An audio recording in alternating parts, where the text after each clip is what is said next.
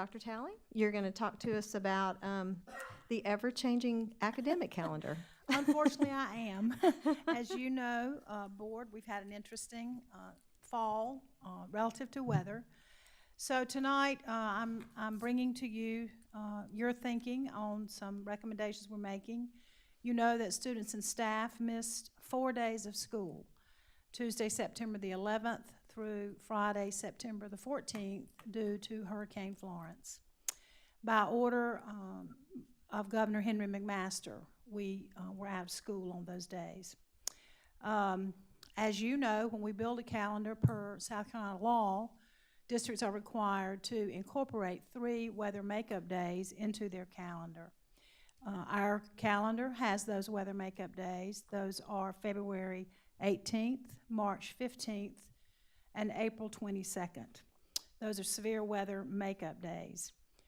In our district, for several years now, parents and teachers have sent us feedback that they liked, if possible, to complete first semester exams prior to the winter break. That is difficult to do because of the other state law that prevents districts from beginning school before the 3rd Monday in August. So for the past 4 or 5 years, our district has not had a balanced calendar in our attempt to complete exams prior to winter break. So in the calendar, we had 83 days first semester, 97 days second semester. We have now lost 4 instructional days in first semester. So simply adding 4 days to the second semester would really not solve the student need for more instructional time before taking exams during first semester. So as a result, we have shifted testing into second semester and moved the 9 weeks testing period and high school final exams after the winter break. And this movement restores needed instructional time that our students need that we lost because of Hurricane Florence. So how will we make up those 4 days that we missed? Well, as I've already stated, the first weather makeup day is February 18th.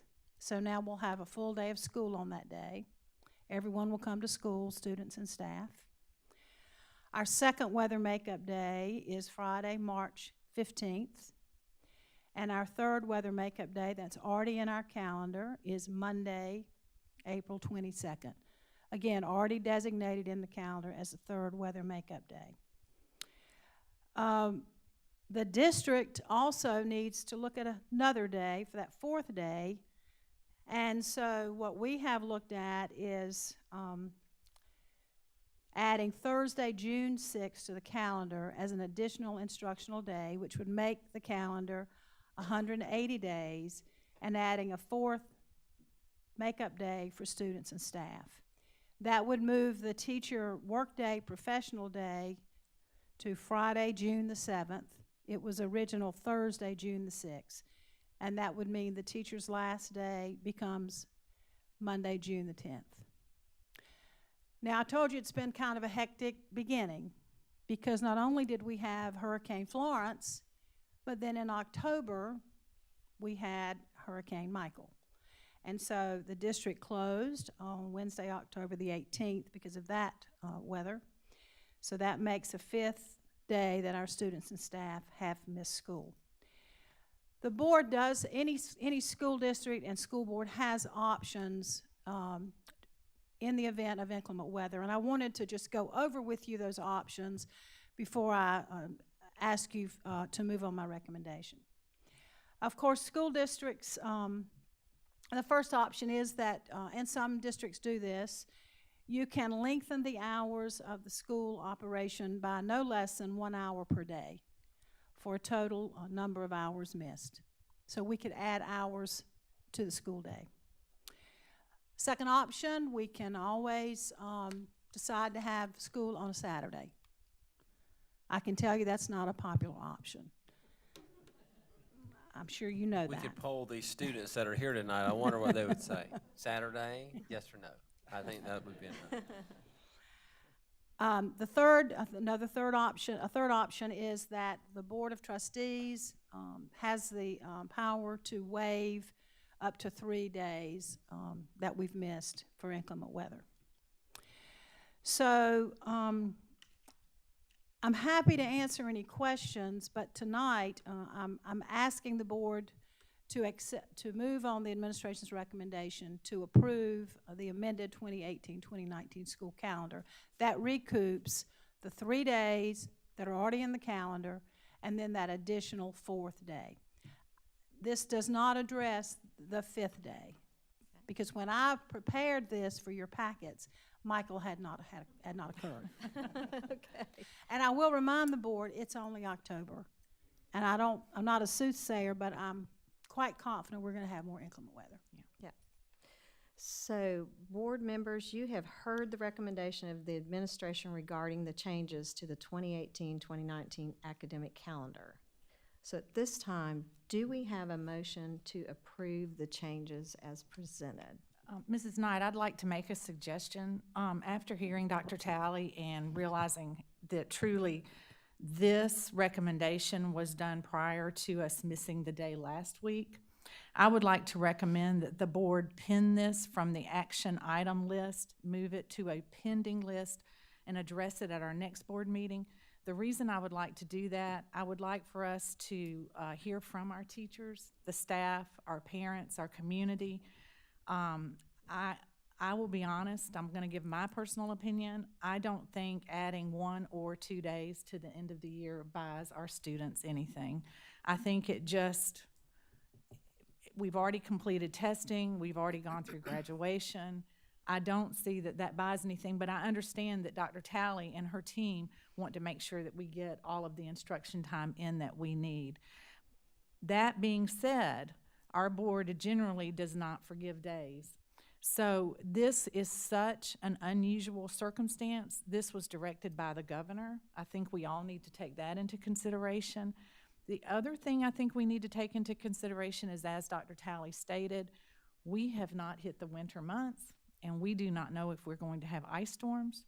So I think it is a big issue, and I think this board needs to take a little bit more time on the 2 days, on the 4th day from Florence, and on the 1 day from Michael, and pin it, get some feedback from our community, our teachers, our students, and then come back and make this an action item next month. Okay, all right. Were there other comments that the board would like to make concerning these changes? I agree with Ms. Smith's suggestion.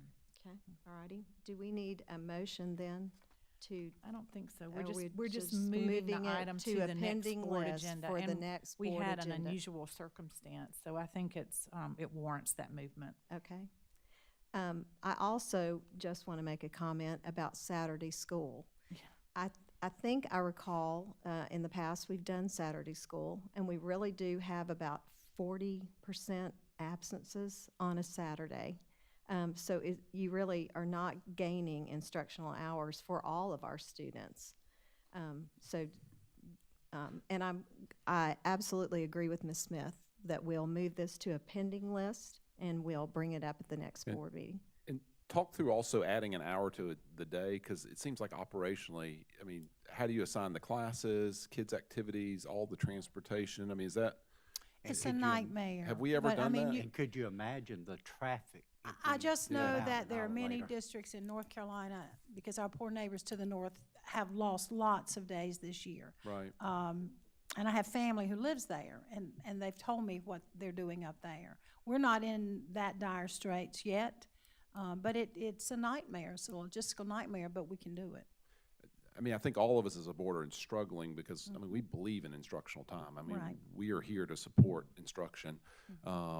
But, you know, not able to start the fall semester until a certain date, which shortens that fall semester. I mean, I've had people ask me, why don't we have weather makeup days in the fall? And the answer is it's already 2 weeks short compared to the spring.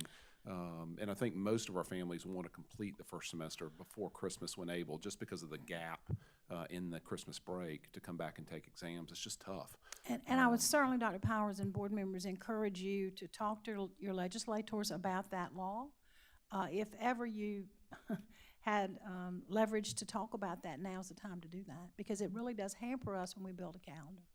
Absolutely. You can be assured that we'll do that. We've really already been working on that for control of our calendars, so we can start when we can finish the testing before Christmas.